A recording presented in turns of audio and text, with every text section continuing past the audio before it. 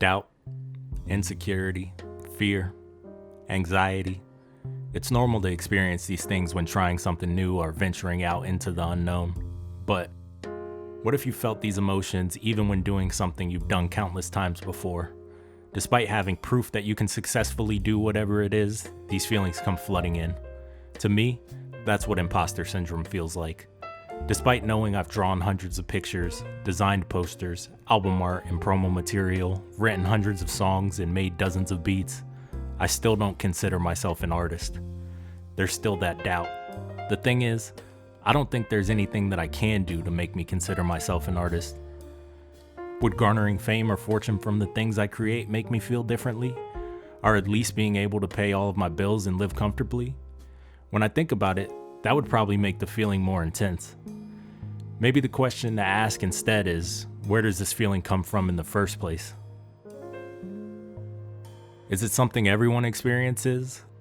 Is it some behavior I picked up from childhood, or is it a genetic thing and I'm just one of the lucky ones who got the mutation? Who knows? I'm not going to be the one to figure out this puzzle or answer any of those questions. I also don't have any useful tips for dealing with imposter syndrome. For me, it's just one of those things that gets worse the more you try to fight against it. So you just have to accept it and work with it or around it. If you try to eliminate it, it's just going to get more intense. The best thing to do is acknowledge that it's there and continue moving on in spite of it. Maybe the next thing I create sucks. Who cares? Maybe the next thing I create is the best thing I've ever made. Who cares? You can't give too much weight to either outcome, as it just feeds the imposter syndrome.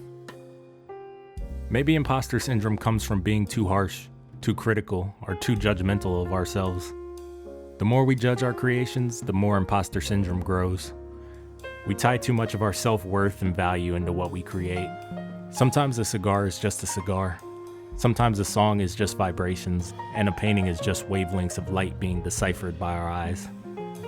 Regardless of what it is, the product of your art is not a summation of you. Try to be kind. Keep creating.